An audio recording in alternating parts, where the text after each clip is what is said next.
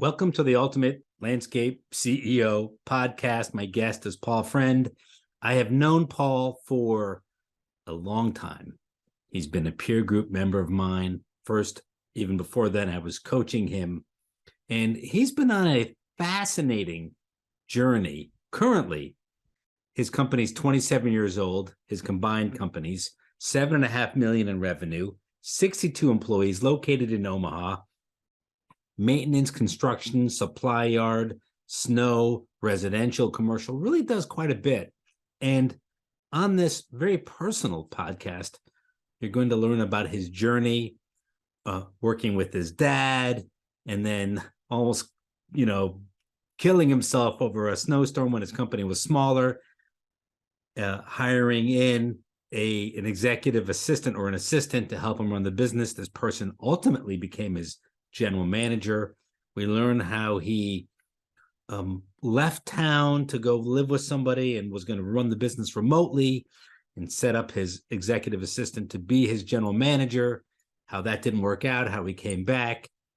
We learned how he merged with another company and became CEO, and just all the different aspects of his journey. And we learned about him personally and his marathoning. We learn about his relationship with his father, who recently passed, rest in peace. And so Paul shares a lot. I think you'll enjoy just the vulnerability of everything he's got going on and what he shares with you. And I hope you enjoy this podcast as much as I enjoyed recording it. Here we go. Welcome, Paul, to the podcast. Jeffrey, thanks so much for having me. It's an honor. I've been listening to it. I've known you for a long time. I really enjoy listening to these conversations. So it's really quite cool to be on it here. So thank you. The other side of the mic. That's right. That's right. Behind the scenes, I was telling Jeffrey, I'm like, I don't remember all that stuff I wrote. So we'll see how we do, but it's going to be fun. So thanks. It's going to be good. All right. Tell the audience your company, give us like a 2-minute overview of the current state of affairs. Sure. Our company is Sun Valley Landscaping. We're in Omaha, Nebraska. I'm the CEO, also kind of the sales manager, a bit CFO type of role. I like to think of myself as kind of the heart, the culture piece, and then a lot of bringing the numbers to life in terms of budgeting and making throughput goals and all that kind of stuff for the team. We do about half maintenance and snow, and that is like 60-40 commercial residential. The other parts of the business are design, build, construction, which is maybe 30-40% of the business. And then we do have a supply yard that sells landscape materials, stone, rock, mulch, all those kind of things. We don't have a nursery, but everything else that you may need for a landscape project. And so what's the revenue? We're going to do about $7.5 million this year. There's about 60 professionals on our team. So we're moving in a good direction. Last few years have been, which we maybe talk about, a big roller coaster of one really good year, one really not so good year. And then this year we're back on having an excellent time. I really enjoy what we do, and our team is really good right now. So we're very excited about the future. Okay. All right, Paul, when did we first meet? Like, do you remember? I do. Well, part of what you were saying is like some big moments in the history of our company. So the biggest moment I can think of that really changed things for me, it was 2006, 5 or 6, something like that. It's December. We had done, $600,000 or $700,000 of revenue. We get multiple blizzards in a row. So I think 3 8-inch plus snows, all within about 2-3 weeks. I slept under my desk on Christmas Eve, literally. We hired, at this time, we used Craigslist. So found all these people with equipment and dump trucks and snowplows. And we did about $250,000, $300,000 of revenue in the last few weeks of the year to bring our total to $1 million. But we were not a $1 million company. It was a hot mess, to be honest. So I come in, we did a lot of the billing on paper at that time. People turned in their sheets, and I had set it all out on my desk. It was all ready to go. When I got back after New Year's, I was going to, send all these bills. The roof on our building literally collapsed with all that snow and doused all of those pieces of paper and got them completely soaking wet. And like I said, it was, 50% of the business at that point was all these pieces of paper. So of course I cried, one. Two, called in a couple people that worked for me and some friends, hung it all out on clotheslines to dry it out. We eventually got it built, but I realized at that moment in time that I needed help. I can't remember the exact education you were doing, but I always remembered at the end, you used to say, hey, shoot me an email and I'll give you, 15 or 30 minutes or whatever it was. So of course I took you up on that multiple times. And I met you shortly after that. I think, you're like, how's it going? I'm like, man, it is crazy. This thing just happened. I was working with my dad at the time. And yeah, you were really gracious and talked to me, really cared. We hit it off. I think I met you originally at a Louisville, GIE or something like that. But, you really helped to make me think about the business as a business, and it shouldn't be. I recall something along the lines of you saying, it shouldn't be this hard, Paul. So you really helped me in that journey. And, but yeah, I think it was about 15 years ago, something along those lines. You go way back. OG. Yeah, man. That's right. Man, you were a hot mess. Literally. Yeah. I did this all through college, and then it wasn't like I intentionally said, I'm just going to run a landscaping business, but you graduate and you have a bunch of lawns to mow. You have 5, 6, eventually 10, 12 employees, and you really don't know exactly what you're doing. So those moments where you reach out for help, along with when I met you, I also reached out to our association, NALP, and, peer groups and all that kind of stuff. And so the pain, the really difficult moments, as much as they are troublesome and painful at the time, they really lead you to the future growth. And that I've had quite a few of those, but when I look back, I'm almost like, oh, that was really cool. As weird as it sounds, like that helped me to evolve. I needed to be slapped in the face to change, essentially. So what was the big move which happened first, bringing on Ashley or merging? Ashley started she started 11 years ago, like 11 and a half years ago. So one of the first hires shortly after what I just described. But she was kind of a professional, she was a professional that was going to come in and kind of organize all of our back end stuff. I remember she asked for, at this time, $15 an hour. And I remember, yeah. And I was like, dang, that is more than I pay any of the people in our company. And I hesitated for a minute, but the next day I hired her.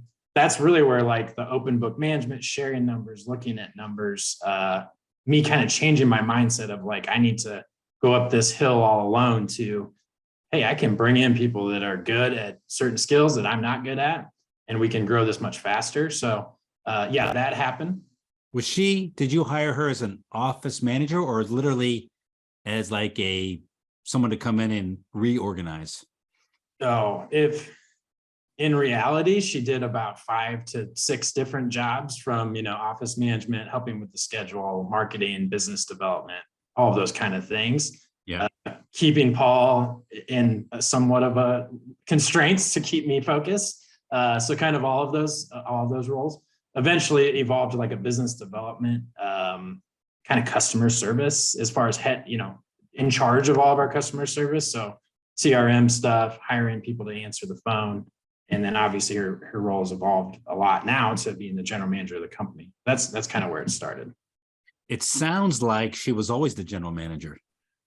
I think you're right. That's a good way to put it. I've never really thought of it that way, but I absolutely agree that's spot on. And she didn't come from the industry, so she brought in a lot of new ideas and things. Like one of the things that we're really good at, that we pride ourselves on, is client communication. You should never be surprised of either A, when we're coming to your property, or B, that we didn't come to your property, or C, that we will be back. Just those basic things. And I remember when we first did it, she's like, we're not giving people a good experience. So she kind of introduced that client experience idea to me. God. As far as, this is all about the disruption in somebody's personal life. So half of the battle, or more than half the battle, is making that part easy. Don't disrupt their schedule. Don't surprise them. There's a lot of leeway on the landscape as long as you get that part right. I want to ask her age, but that's so politically incorrect. But what I want to figure, you can ask my age. No, I'm trying to ask is, like, Did she come in as this older person, or was she your peer? Yeah, no, we were both in our late 20s. Yeah. I just kind of gave it away, but it is all good. We both recently turned 40. So yeah, so now we're like the wise, ones hiring these younger folks. But yeah, at the time it was all myself and younger, 20s and younger. So it's probably not surprising that it was a little out of the seat of our pants, so to speak. So she was a perfect complement to you. Yeah. And I mean, that continues to today. We're very similar in many regards. Like if you met us out at a industry event or something, we're both very social and outgoing and all that kind of stuff. But when it comes to, how we operate and how we do work and provide value to the business, we're very different. So, and it took us a while to realize this. Like if it's something that's required crunching numbers and looking at a spreadsheet and doing all that type of stuff, sitting at a computer screen, surprising, that's actually me. That's really something that I enjoy. I like thinking and doing that kind of stuff. Whereas her, if you need someone to lead people, to go run a ongoing education for your managers or something like that, obviously going to do business development stuff, Ashley is perfectly made for that. So we really do complement each other. Sometimes, I manage our sales team. And so effectively I report to her in terms of like, because she's kind of the HR human capital bucket of our business. And so my lack of some of the things that she's good at can really annoy her sometimes.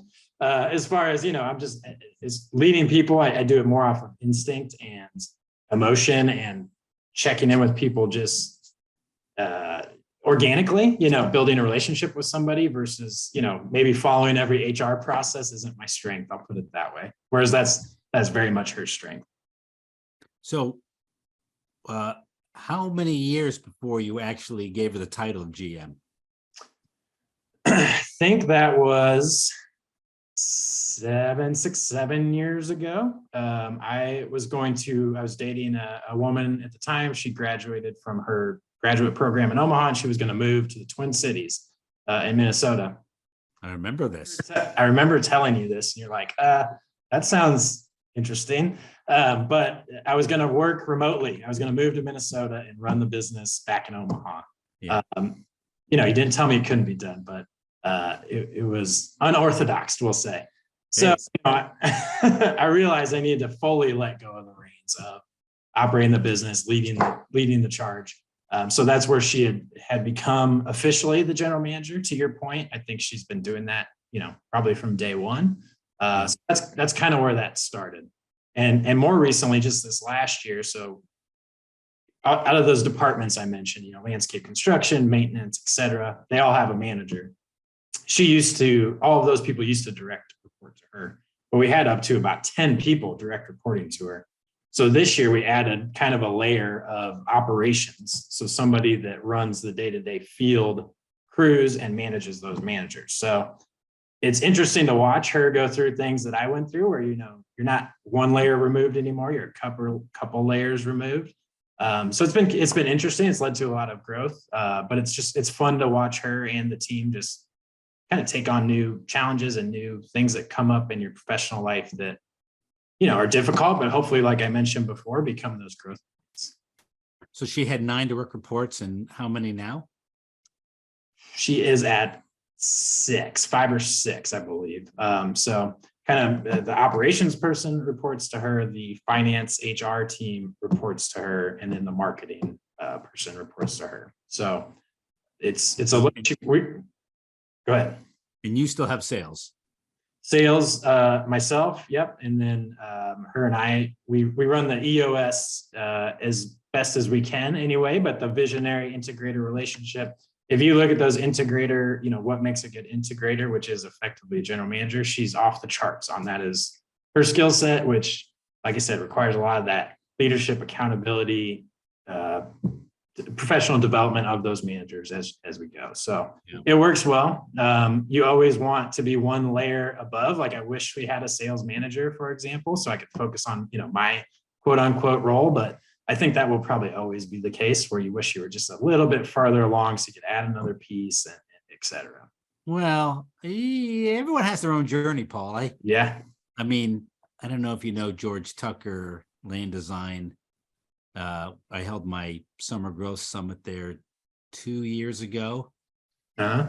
And he came to me, it was like about 10 million, and he brought his whole leadership team to my retreat center in Connecticut at the time. He brought a lot of people. It was like the most ever, maybe 9 or 10 people. And he when he hired me, and then by the time we got together, he had hired a COO. So he brought that guy with him. Mm-hmm. And because he wanted to get out of the, so he hired an integrator, so to speak. But it was a part-time, a little bit funny, and he still works there. He was the what do you call it? Number 2 in the school system. So not the, whatever that guy's title is. Superintendent type of thing, yeah. But he was like number 2. He was the COO of the school system. And so George hired him to be COO of his business. And after a couple of years, George said, I'm still getting sucked in the weeds. And so he hired a CEO full-time. Mm-hmm. And so George gets to do what he loves, which is he likes to go out and sell DB. Mm-hmm. And he likes to do 3 things. He likes his real estate. Mm-hmm. And he likes to go out and buy other businesses and throw them into the pile. And so he hired a CEO. So Yeah. Love it. Yeah. It takes a lot of trust and being comfortable with yourself and what you're good at and all that kind of stuff. We haven't mentioned yet, but I do have a business partner, and him and I are having these kind of discussions because he's to the first point of that gentleman, loves going to design and sell stuff out in the field. And I don't think he would mind me sharing. He was like, is this as we get bigger, does the owner still do this? And, with help of people like you, seeing others doing it, it's like, yeah, this is a noble calling. And if you love it, that's the right answer. If you love building the patios, that could be the right answer. I mean, you can do whatever your passion lies in. So that took me a minute to accept, to be honest. It's like, you think that you should do certain things as the quote owner or whatever. You see other people doing it, and that's the only way it can be done. So it's liberating to hear those stories and motivating, honestly, because I really enjoy the big picture CEO business planning, strategic planning piece. And I just don't, it feels like I never get enough time. My brain's always going to, if I could spend more time in this role, we could really grow.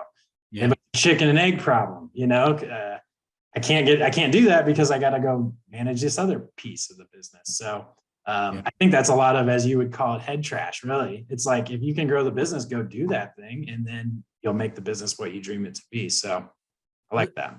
Let's tell the audience about this partner. So let's go back in time. Yeah. Because you merged with him a long time ago. When did that happen? How big were you? So 2012, it was 10 years ago. So as you can hear by my telling, a lot of things happened, late 2000 aughts or whatever, 08, 09, 10. Ashley came along. We kind of started working with you and some other people. We grew the business to consistently be $1 million of revenue. So not huge yet, but it wasn't relying on massive blizzards at the end. And I had bought our landscape supplies from my now partner at their landscape supply place. We bought our rock, our mulch, soil, all that kind of stuff. He also subcontracted for us when we needed to do really good, really high-end designs. He's a landscape architect by education. So we were already kind of working together.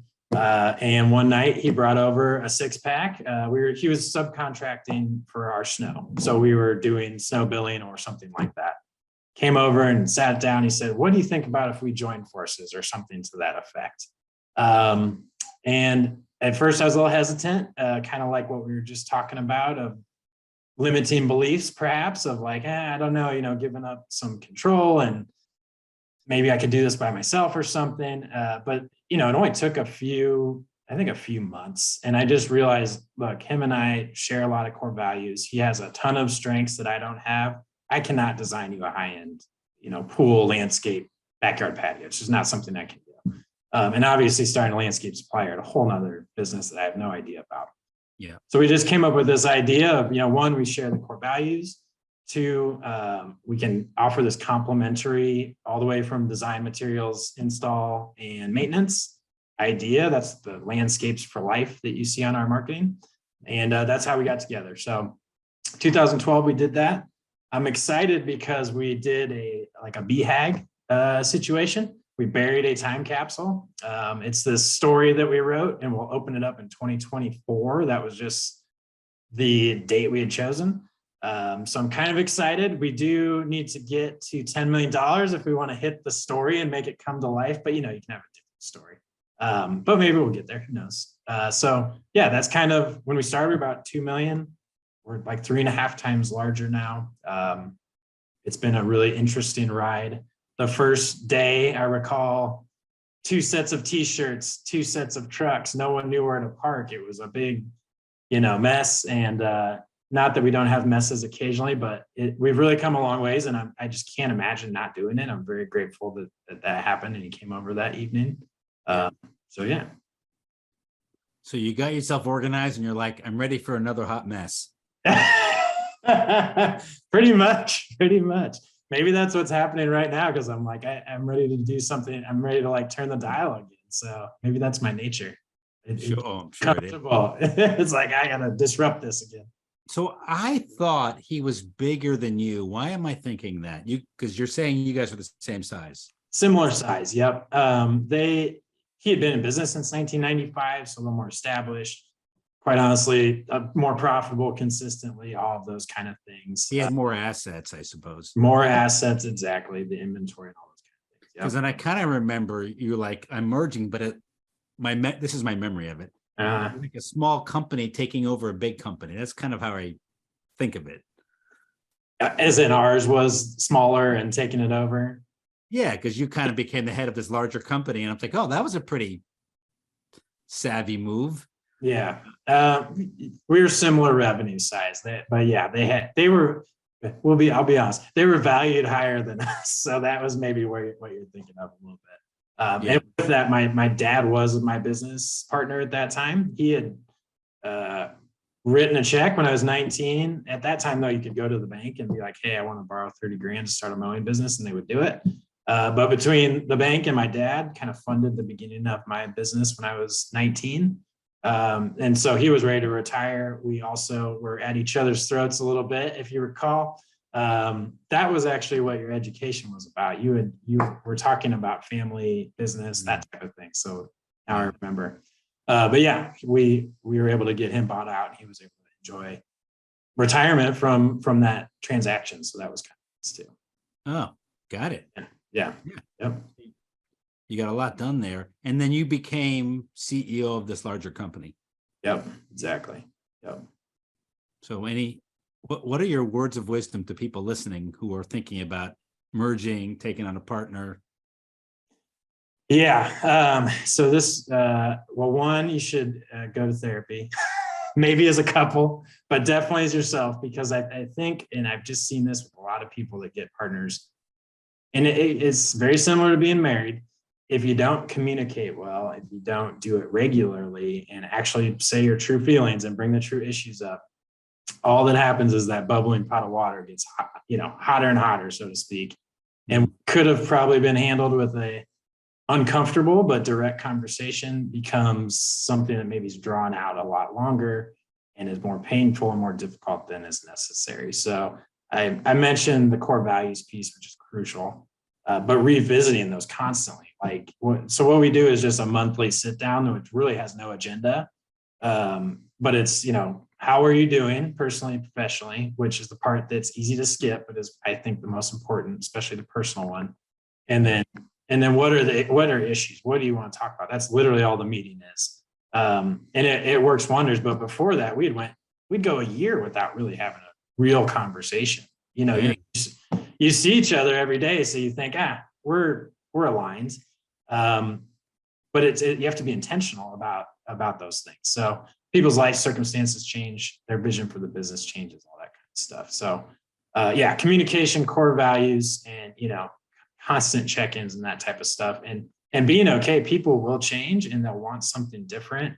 And I think I've just heard a lot of folks say, well, the original deal was they were going to do X.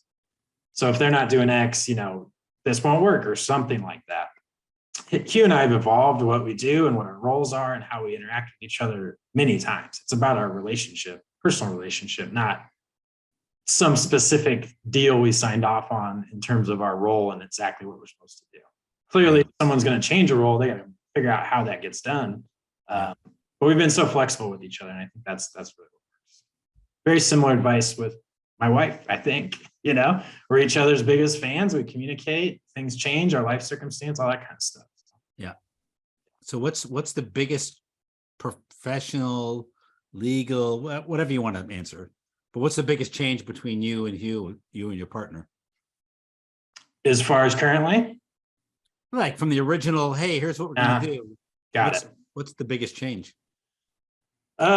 So, I mean, at one point, him and I did, even when we were maybe 3 or 4 million, we were the only salespeople, he and I. So, I think that was one big one. I got out of sales and still managed the sales. Yeah. And then we used to be in departments. So it was like landscape division, I should say, was in charge of their sales, production, billing, all the way down the line in that department.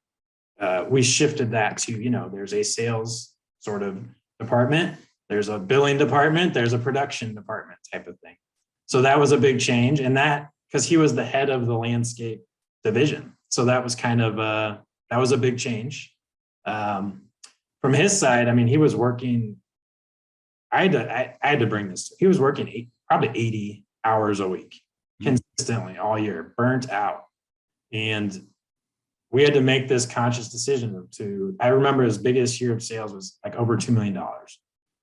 And he's the type that won't complain, but I knew, something was off, like this couldn't sustain. And it turns out, yeah, we got him to the very edge. So we had to back this down to a more reasonable level where he can have a personal life, professional life, and hire other people to do it. So, I mean, as I say this out loud, it's a lot of just growth and replace yourself over and over again. But when it's a partner, maybe at one point I'm working under his department, another time he's working under mine.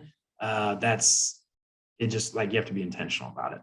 And he doesn't want to run the business. He doesn't want to do what I do as far as being the CEO. That's just not something that would interest him. That was the reason that he kind of came to me originally. So we do have that kind of baseline of, hey, you're really good at this more technical and sales and design aspect. And Paul, you're good at, organizing the business, managing the business, et cetera. It sounds like you've got to look out for yourself and for him. Oh, totally. Yeah. Yep. You really do. Because as people listening to this know, I mean, a landscape business like ours, where it's so seasonal and one person, like, let's just pretend, because we have had this, you have a designer that's selling nearly $1 million. If that person leaves or moves to a different city and no longer works for you, there's these huge gaps. And it's just different than a business that doesn't require, reselling stuff every year in terms of design and sales. So these big gaps can open in our businesses and they got to be filled. And you have to be careful to, fix the trauma, go do it for a little bit, but then you got to back off and, give people their lifestyle and stuff like that. Yeah. Does that Australian guy still work for you? He does not. Nope. He was English. He was on an H-1B visa as an English gardener. Very talented. But yeah, that was another one of partners, seeing the world differently, we'll say. It just wasn't, we tried to start a nursery and it just didn't work. It was a huge mistake. We didn't have good, clear business goals and financing just for that. And there was no end in sight. And it was just losing us money and losing us relationship because this person was a terrible culture fit. Very talented, terrible culture fit. So we let it go on for a couple of years. It was a very difficult situation because of the visa process. So yeah, these are the things that you grow through with a partner that can easily blow it up if you don't, like you said, watch out for each other at the same time. Yeah. Wow. Interesting. Mm-hmm. So your partner's older than you, Hugh is? He is. He's 14 years older than me. So he's like mid-50s. I'm 40. So we're kind of working on what that means in terms of exit strategy for himself or what I had in mind. I swear he thinks he's 64. I always joke with him. I'm like, dude, you got like 10 more years. But he's such a talented person. He's like he's really picking up a hobby of of woodworking and a few other things. And I think he just wants more free space in his life to be able to do those passions. So we're just working through it. It's a work in progress. I don't have anything to report to you on that yet, but it's a work in progress in terms of exit strategy for each of us.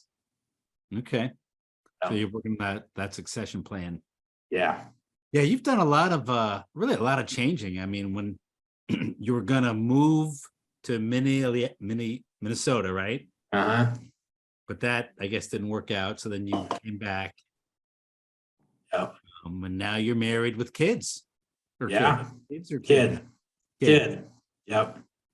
Maybe kids some point soon in our future. We'll see. I'm sure. It's like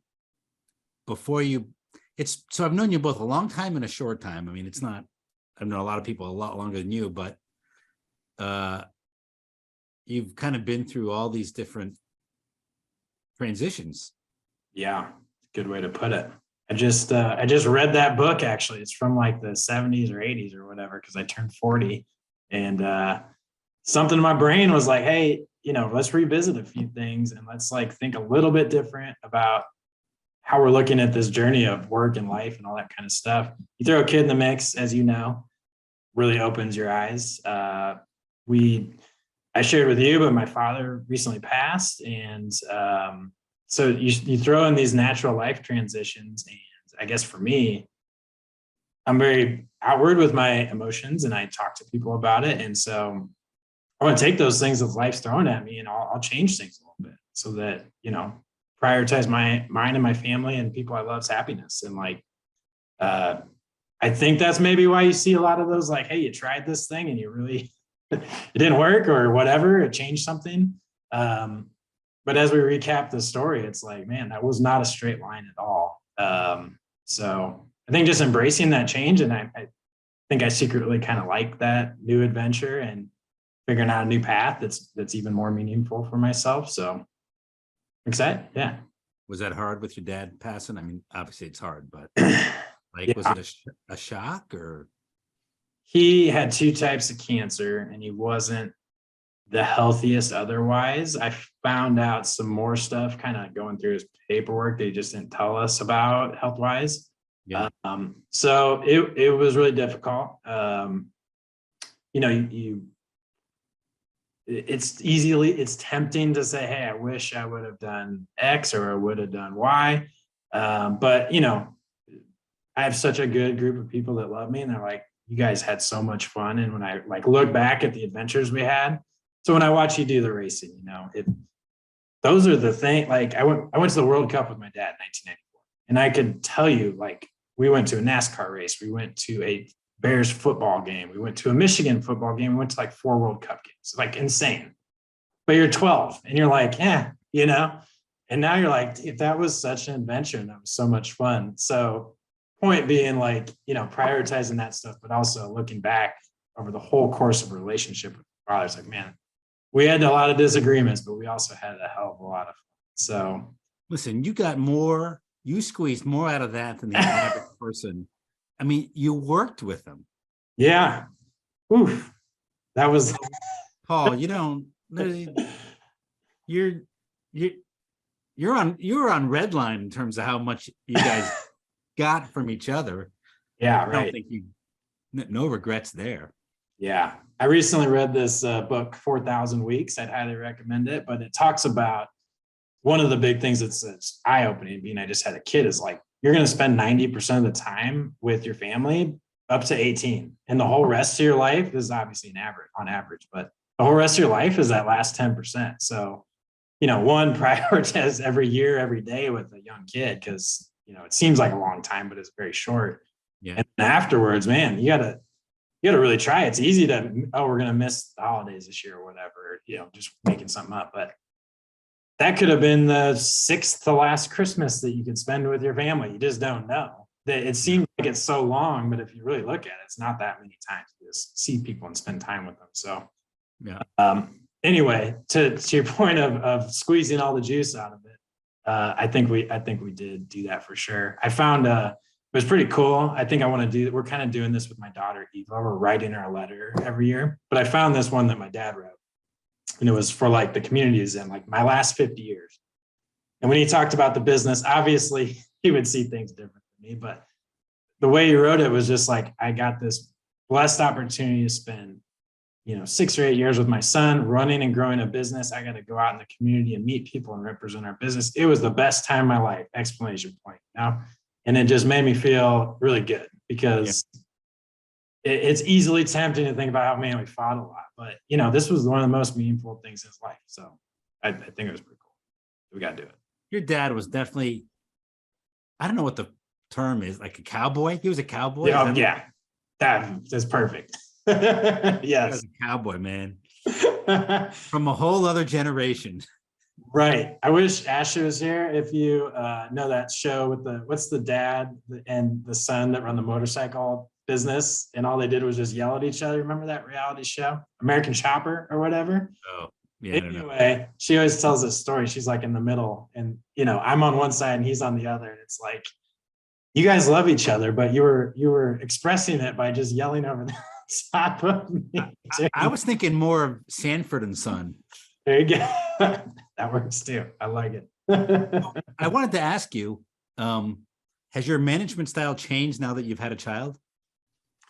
Big time. I had specifically a few things with like family, people who had families. So we've had a few people have maternity leave and stuff like that. Obviously, we gave them all the time they wanted. But understanding that afterwards, when you don't have a kid, you don't get it. Like, why can't you be here at 7 a.m. or whatever? And now I'm trying to get my kid ready to get to our safety meeting once a week on time. And it's, it's just a whole different thing. You have no idea what it's like until you have one. No idea. Yeah. I was in the same boat. No idea. No idea. I mean, I like kids before, they're cute, but they don't go away and they require a lot of attention. So it's something that now I'm a lot more, empathetic of and sympathetic of. Yeah. Also understanding just like what our guys and girls out in the field is the ones that really hit me the most. Yeah. It's like if we don't set up our business so they can have a reasonable life with reasonable benefits and take home pay and all that kind of stuff, I'm no better than them. They need to have the same type of comfortable life and something to be proud of raising their kids with. And if I can't get that done from the business, that's the big problem to solve. As far as, it's not about paying the least amount for labor or something. I know no one's trying to do that, but there's a higher calling of what we're doing. As I mentioned, my dad said working in this business was his favorite time of his life. I hope that like some of our staff it might not be the favorite time in their life, but that was the stepping stone. Or maybe this was the place I worked for 20 years and they love me and it's a core of my work life. We have this chance to like make real meaning with the work we do. And so with this kid addition, it really opens your eyes to the responsibility and like opportunity you have as like an entrepreneur to create something great for families. It's really motivating. We have over 100, I think we have like 125 kids of Sun Valley in terms of like, if you add up all the kids of all of our staff. So it's a huge generation of people that are counting on us, so it makes me really excited. You know how Seth has the Christmas photo with all his employees every year? Yeah. I would love to see a Christmas photo with all the babies of your employees. Oh, man. That would be perfect. Talk about motivation. You send that to your clients, you're going to get a few enhancement sales. I'm sorry, that's just going to work. I'd love to see that. So I like what you just said, that you said your dad said that it was his favorite time of his life to work at the company. Wouldn't that be cool if all your employees could say that this is the best time of their life? It really would be. Yeah. So is that, I'm sorry, go ahead. No, I was just saying, if you read between what he said, it was really hard. We did something cool together and I was proud of it. It wasn't like it was very easy and I got to sit next to my son. So I think we have that opportunity with our staff, like you said, as long as you give them those few things, like a challenge, responsibility, and like pride, something to be proud of. I think that could very easily become their favorite work moment or time of their life in general. And then a lot of them with kids and stuff. I mean, we're at a really cool spot in someone's lifetime. Like, I think I always kind of think this, but like this next year is going to be the best year of my life, because it kind of like life gets better and better. I remember somebody told me that once. I was like, I don't know. It doesn't seem like that's the way it works, but it's the way it works, I think. So like I've never been more excited about what we do at work and how that affects my life. Yeah. So, to your point, I think that'd be awesome. So you emailed me. I think you said that you feel like you're still a workaholic, but yet when I see you, you're off running marathons, and right now where are you, in Palm Springs? And We're in Palm Springs, yeah. So where do you fit in the time to be a workaholic? So I don't spend a lot of time with my butt in the seat at the office, but I spend a lot of time thinking about our work and like what it means and all that kind of stuff. And I think it's just different. Like I work different hours. I work when it works for me and my family. When I'm in Omaha, I'm working every day, obviously during that time. But I've learned like from some mentors that I've watched that you can do this travel and like have more life experiences if you don't look at it like a light switch. I'm out of town. I'm not working. I'm in town. I'm working like crazy. Yep. And now it's just kind of like a thing that I always, that maybe sounds bad, but I'm just going to go with it. You're always kind of working. Like you just check your email for an hour, even if you're on a beach, and you'll feel much better when you get back. I'm not suggesting you work for 8 hours. I'm just suggesting that you maintain a minimum thing that makes it just, you can live a life with like just a lot of experiences. We're going to go hiking up a mountain. But I had a couple meetings this morning. I talked to you now. This is vacation. It's just life. You don't have to have such a little box. Like this is my vacation time. It's your whole life can kind of be vacation time if you want it to be. Yeah. I think that's good thinking. It's like the skill of compartmentalizing in little micro compartments. Mm-hmm. And I mean, you have to do it this way, right? Between all your travel for peer groups and consulting and racing, and do you look at it the same way, or how do you? Yeah. There are times when I want to totally unplug. Sure. And then when I do that, I don't want to plug back in. That's the danger. But like when I travel overseas, I get up in the morning, everyone's still sleeping, and I always go through a few emails and stuff for sure. Yeah, we were originally emailing about an earlier date for this, and I went on my first 2-week, 16 days actually, vacation, quote unquote. That one more so was I definitely unplugged. It took me a while to catch up to it, but that was really cool to take that longer period. So one of my goals is to do like, my wife and I want to live in cities for like 30 days. Go live in New York for 30 days. And like, you really get to know the neighborhood, the people, you might make a friend or two. But I live in Omaha, Nebraska. So there's some things to be desired, but we really love it as a home base. And we have so many friends that love us. But if we could like scratch this little itch of like, what if we lived in California? What if we lived in New York, but we could do it for like 30 days? You should do that now. Yeah. Because there's a big truth that, which is kids like stability. And so when the kids get to a certain age and they have their friends and their, sports, which is a whole other conversation, it'll be harder to do that, I think. Very true. Yes, that's a good way to look at it. I mean, we already brought a 16-month-old to 4 cities in Germany and Czech Republic and survived. So I bet we could do this, 30 days somewhere. And yeah, she wouldn't know any different. It's a good point. Good motivation. That's a great idea. You should go do that. I love it. And with Airbnb, you can do this, it's like, does the internet work? Okay, good. We'll take it. Right. Exactly. Well, so this is something I'd love to get your opinion on. I'm getting a little free consulting while we're on a podcast. All right. So I want to do that, right? And I want to motivate my staff to live a life that brings them joy as well. But it would be really hard if everybody had the same idea, which I know they wouldn't. But what I'm really trying to work on is, okay, as the leader, how can I show that I'm in the trenches and doing things with my team? Obviously, I can respond to emails and such, but there's always this little thing inside me like, well, one, this is not normal. Like this, we are so lucky, like 2 of us, probably everybody listening to this thing. This is not normal life compared to the average person. So one, I acknowledge that.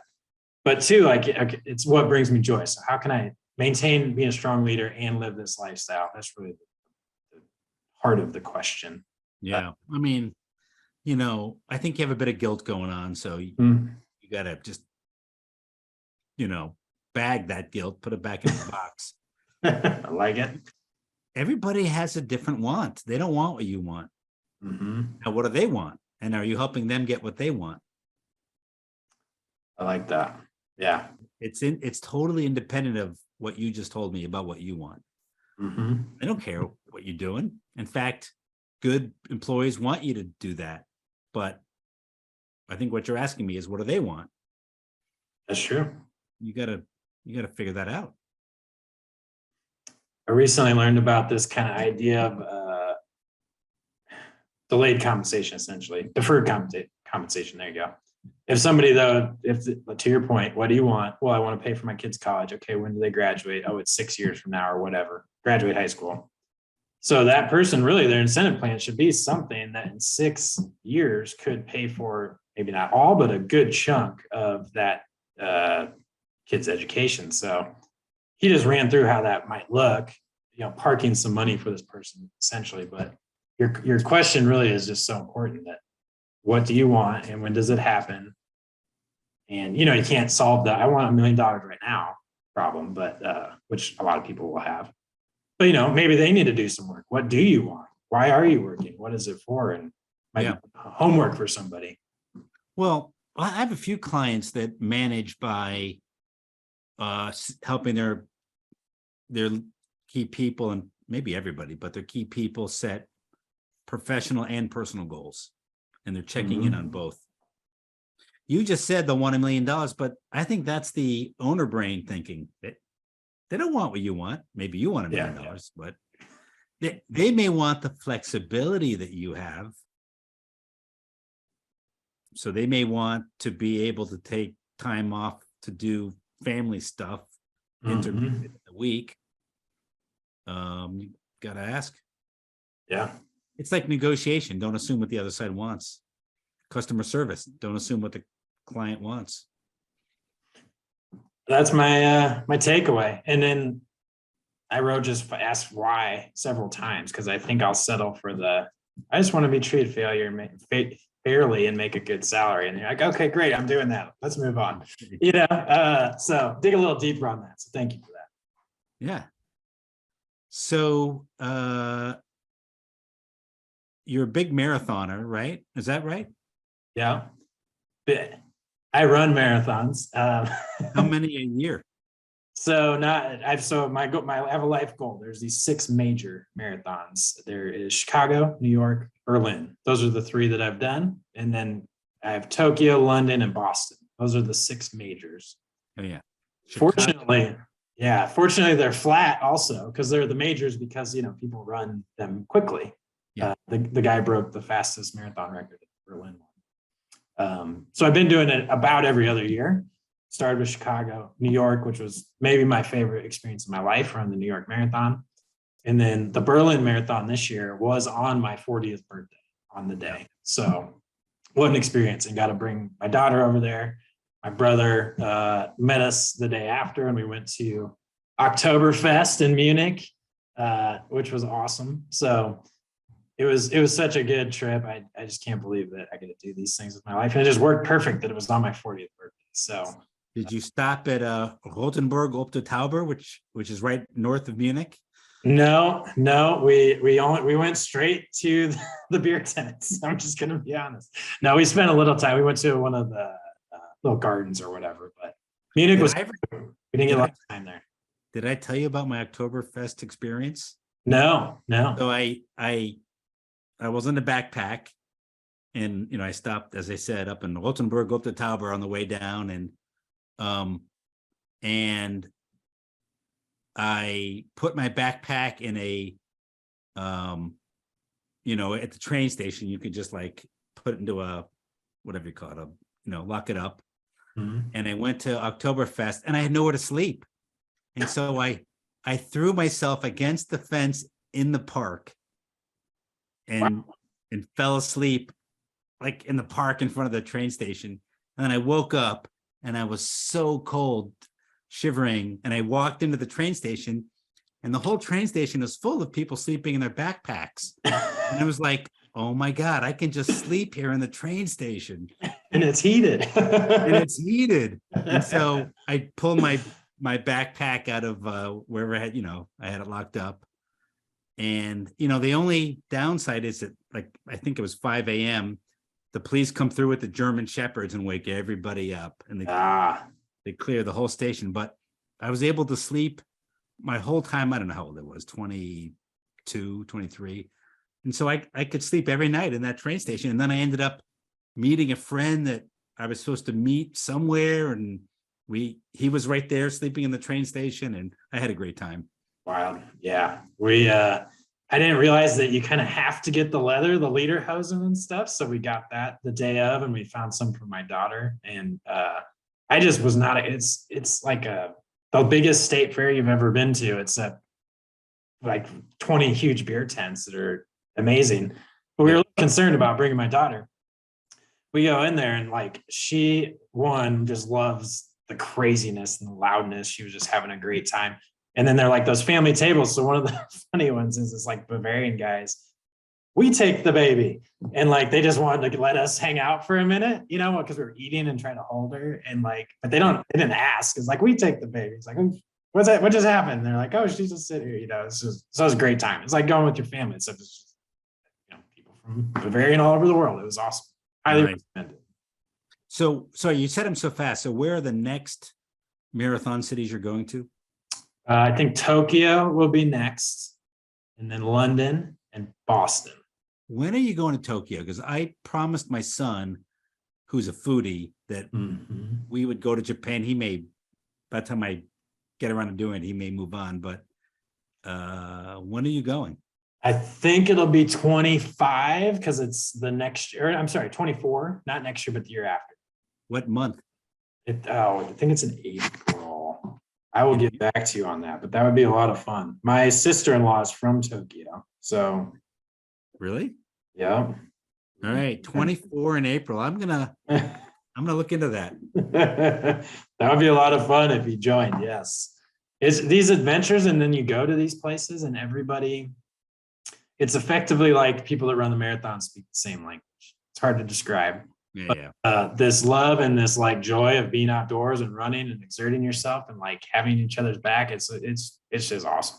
It's great. And I never thought I would like doing this, but it's a really good hobby that it's fulfilling. And then you get the culmination with this experience of seeing people all over the world. So let's just kind of wrap up here. So your business is 7.5 million. What's the next big goal for your business?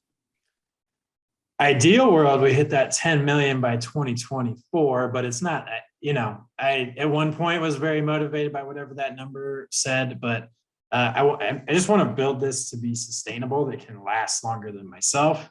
Right now, we're doing a lot of work for a lot of different clients. So I think what's next is a more laser focus on probably like the commercial segment for maintenance, and then really higher end residential that has a similar scope as a commercial site, if that makes sense. So I think fine tune the business, the sales, the client and service mix, which sounds easy and you just snap your fingers, and then you realize, you have 500 clients that aren't that, or whatever it is. So how do you handle these transitions, and how do you get more of the ideal?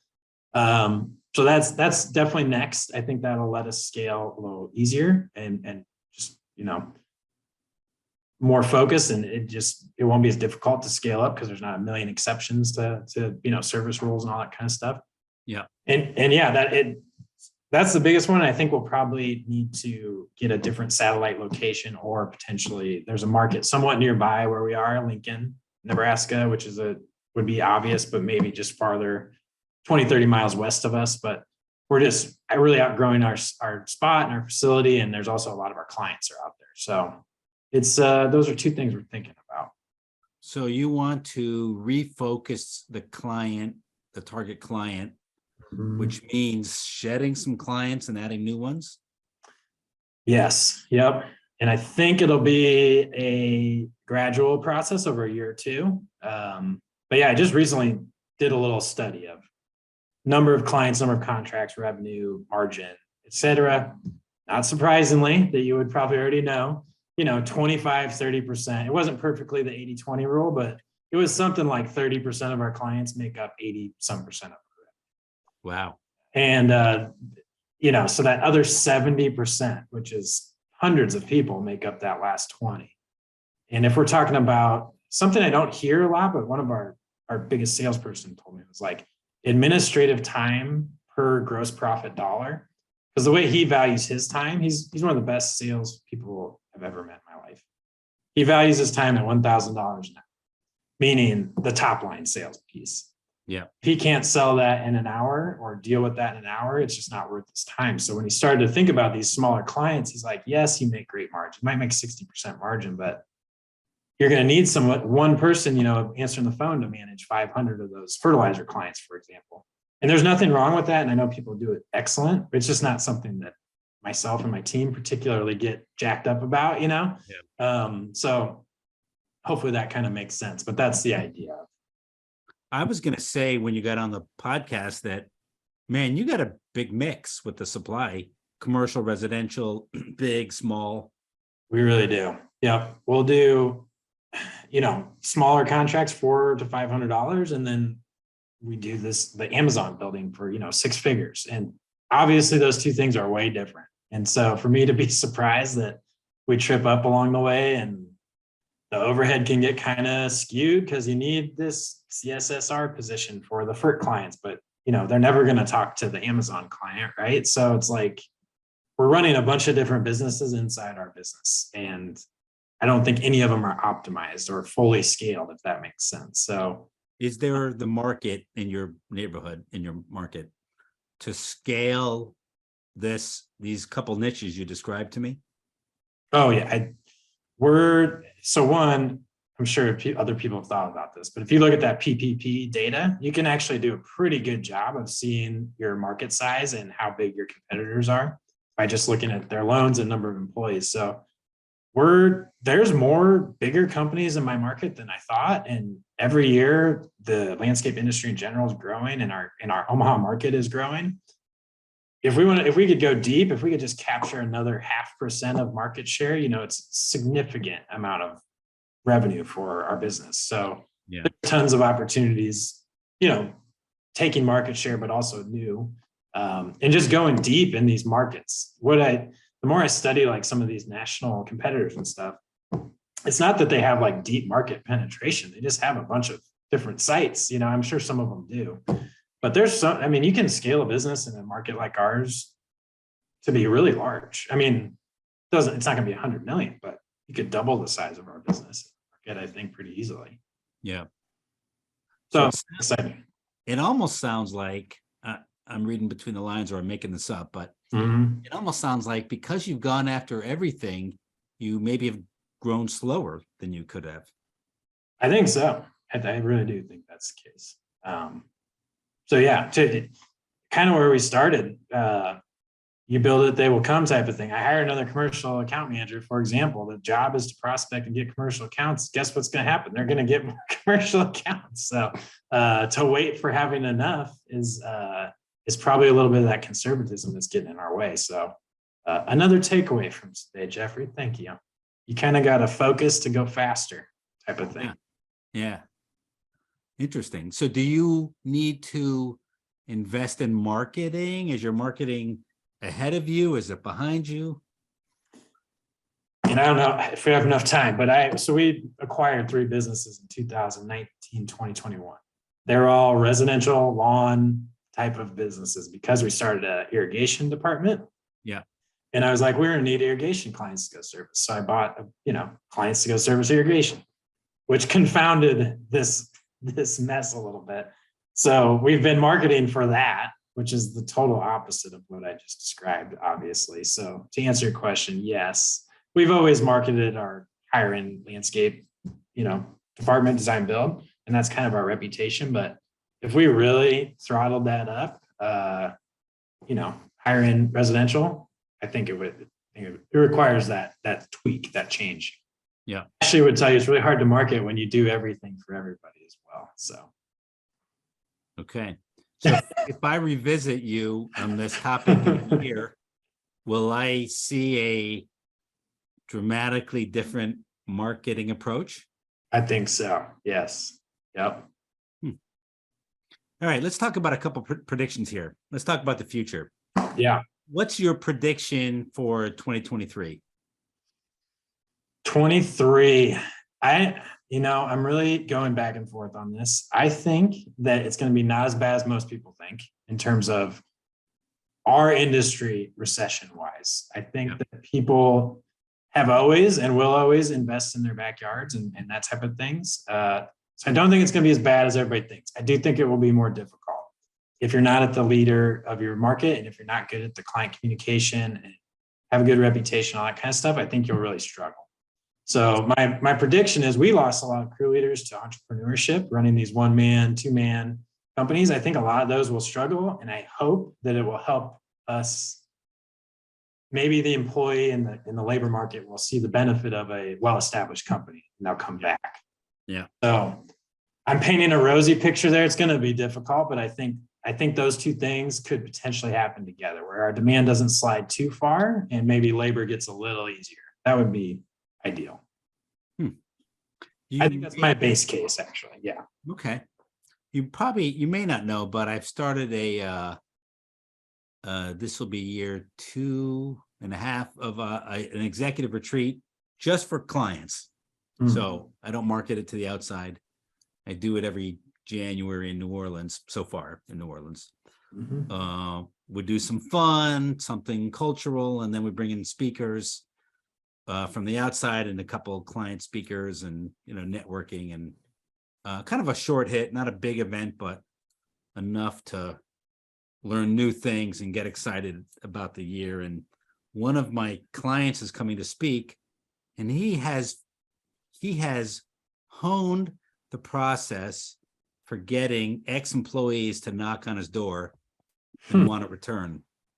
And he literally has a waiting list of employees that have either quit or he's fired. And he's got a waiting list of them that want to come back into his company. Wow. Does it involve like marketing to the folks that left? Like, hey, we're here. A, I can't tell you, but B, okay. Well, no, I can tell you, but B, he hasn't given the talk yet, so I haven't. All right. I know what he's doing. Basically, it's the way he says goodbye to them. I love that. He's got a whole goodbye process. We have onboarding process. He's got an offboarding process that would make you gulp like, oh, I couldn't do that. I just fired the guy.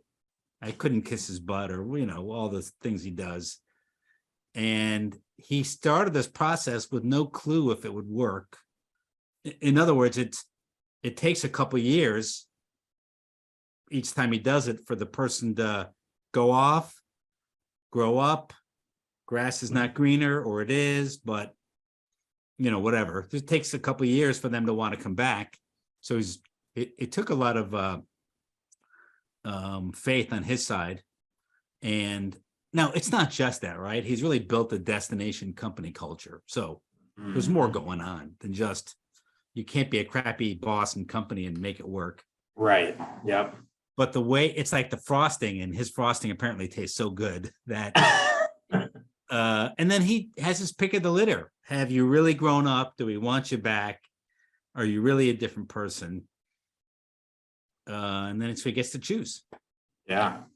I mean, the grace that takes, and like, we want to just be like, oh, that guy left, screw him or whatever. And like, it takes such a big person to be like, they helped us. They did their part and now we're parting ways, but one day you could come back. That's beautiful.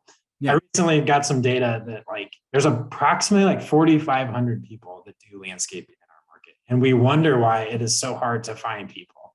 And there's like, hundreds of companies. I don't know, 1,000, let's just say. Yeah. And we're fighting over this little tiny pot of people that have the experience. So to your point of having grace and bringing someone back, and that's the other thing I think we really got to work on is industry and Sun Valley specifically is like, we need to take people outside of that 4,500 in our market and bring them into we need to make a bigger tent. It's just not big enough. So Yeah. I love I mean, he for sure has grace, but he does. It's more than passive grace. It's what he does as the employee's exiting, and but he's got to have grace all along too, right? Otherwise, you don't have a destination company culture. All right, what's your prediction for the industry? You're on the board of NALP, correct? Right. Yeah. You're plugged in. Yeah. I got a few quick ones, I think. So one, obviously, this industry consolidation. What I'm really curious about, big opportunity that I see for myself is the business owners. I don't know the exact numbers. A big majority of business owners in our industry, and all of them are baby boomers. They're going to want to be exiting. They're going to want to sell. Yeah. So there's going to be a bunch of businesses for sale, or market share to get. But I'm just noticing all this PE back stuff, and I think it's great. They're really professionalizing it, bringing safety and stuff like that into the mix. I'm just really curious where that goes. We've seen this cycle before, right when I was first starting. So I'm trying to study what happened back then and prior to 2008, because this happened before. We've done this before. We've had publicly traded ones. We've had PE roll-ups before. So I'm curious on that. I don't know if I know where it's going, but I find it interesting that a lot of these earnouts will be timing out at the same time. Yeah. So I just think there's going to be a lot of opportunity for people like me and my age group and my general size, 7, 8, 10 to 20 million. So, and being on the board, I can tell you the company size is really growing. So, but that middle market that I'm just describing is where a lot of the companies fall. So there's the 2 to 10 where I'm at, but then there's this huge chunk that used to be small and is now pretty big. So it's a great thing for me, because I think that raises the bar, raises the dollars involved, and all that good stuff. So yeah, excited about that. The other thing I wanted to mention, have you seen this new chat bot that's all hot this last week, GMT3? I don't. Tell me what it is. It's an artificial intelligence driven chat piece, but it can do creative work. You can say, write me a story about Paul and Jeffrey on this podcast, and it would write it. So I've just seen a lot of things. I don't know if you've seen this site recon, these other things that are AI enabled, also Philippines and India and that type of stuff. The tech is really, it's always been there. So it's one day it'll be really cool. It's now it's really cool. You can measure sites with this artificial intelligence for very inexpensive. Soon, I think our customer service online will be able to be done, at least in part, with some of that stuff. So what I wonder is the other thing, have you seen the interior design that's done on artificial intelligence? I can imagine. It's so soon the iteration, you're with the clients Jeffrey, what kind of backyard do you want? Modern, rustic, and it does it. And then I don't like that thing, and you tweak it. So just the speed and so if we're contractors doing things in the real world, I think we'll just have to look at using those tools, and then our value is in that real world piece. So being really good at making that process easy. So not only integrating with construction happening from a consumer, but how do they integrate with all this tech that's happening in their outdoor space and all that kind of stuff? Yeah. So you're saying AI is just going to take over design. I give Hugh, my partner, a lot of guff about this, which he thinks I'm insane. But I think if it's done right, one person can do a lot more design, because you need a human. You need that parts that find the edges, but you don't. Well, you could take site recon and AI design and. Oh my gosh. Just mail the whole city a design. I'm just kidding. No, but I'm saying you could. Yeah. Interesting. Okay. Yeah. So I don't know what that means. I think it just means you really got to stay at least relevant and dip your toes in these things, and then help your customer figure out what the heck all this means for them in their outdoor space. Yeah. So I'm very excited about those things. Excellent. Yeah. Okay. Paul, I want to thank you for coming on today and sharing emotionally, personally, and business-wise everything going on in your life. Yeah, Jeffrey, honor. I just want to say thanks for being an example for people. What you just said, as far as you share with the world your journey and your emotions and your evolution, and you take time to do stuff like this that really help people. I listen to podcasts, and so hopefully somebody will listen to yours, and it really helps. So we need voices like yours in our industry that make us raise our level. So I just wanted to say thank you for that, and having me on here and be my friend. It's awesome. Yeah. My pleasure, man. Yeah. Cheers. Cheers.